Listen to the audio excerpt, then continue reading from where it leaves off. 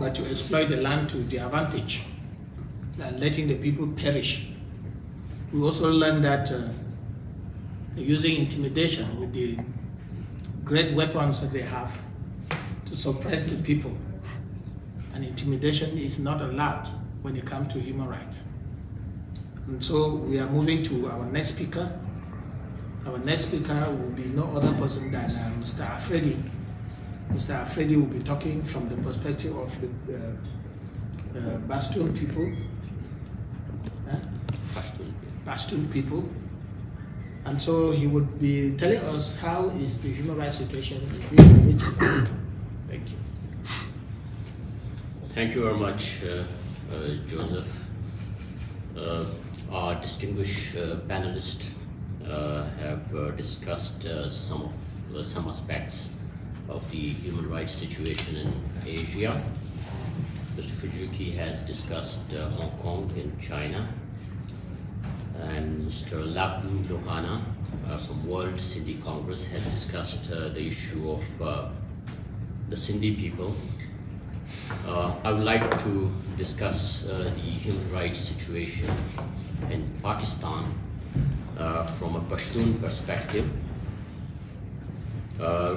Right from the inception of the unnatural and convoluted state of Pakistan, the oppression and tyranny of the oppressed nations like Baloch, Sindhis and Kashmiris, it continues. Even at the beginning, in Babra, Pashtuns were mercilessly killed by the state of Pakistan. But there was some period of calm for us.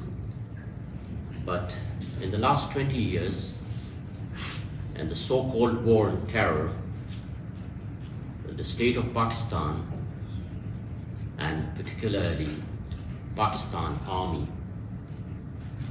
has committed war crimes and crimes against humanity, including enforced disappearances, extrajudicial killings, arbitrary detentions, and torture of the Pashtun ethnic minority in Pakistan.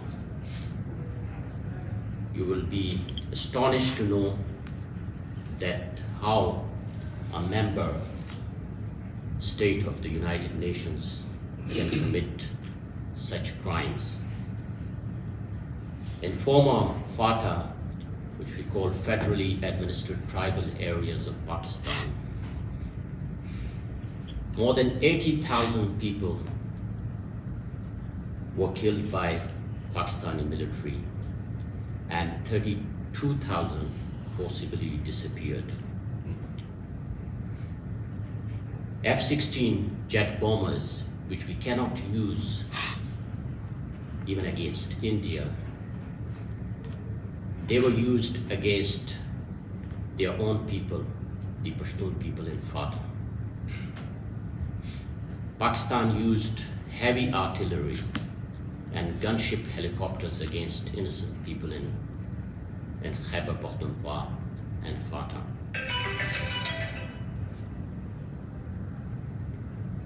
More than 200,000 houses were destroyed. 25,000 shops and commercial markets were destroyed, and the whole infrastructure of Khyber Pakhtunkhwa and FATA was destroyed by Pakistan. The reason was to wipe out terrorism in that region, to wipe out Taliban and Al-Qaeda. But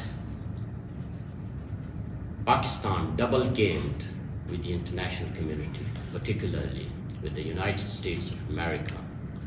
Instead of killing Taliban and Al-Qaeda, they killed innocent people. Not a single prominent Taliban leader or Al-Qaeda leader was killed by Pakistani military. Rather, these Talibans were kept in the military garrisons of Pakistan like VIP guests you would have heard of Ehsanullah Ehsan. And on the other hand, the human rights defenders were killed, tortured with impunity by the state of Pakistan, particularly its military, because it's the military that is ruling Pakistan. There is no democracy there. There is a rubber stamp parliament there. No institutions are there, just the army. Whatever they say, whatever they decide, it is done. And on the other hand, for this war on terror, they took only from the United States of America $32 billion. And instead of spending these billions of dollars to reconstruct Fatah and Khyber Pakhtunkhwa, these dollars, billions of dollars were spent for the development of Punjab. Not a single dollar was spent on the Pashtun people. Even still, the Pashtun people are waiting for reconstruction and development and compensation what has been done to them. Now again, Pakistan is telling the international community that the terrorists are again coming to Pakistan. But in fact, these terrorists, these Taliban, the TTP, they are the proxies of the Pakistan army. They are protecting them even now in the garrisons of Pakistan, and then whenever needed, they take them out and kill innocent people.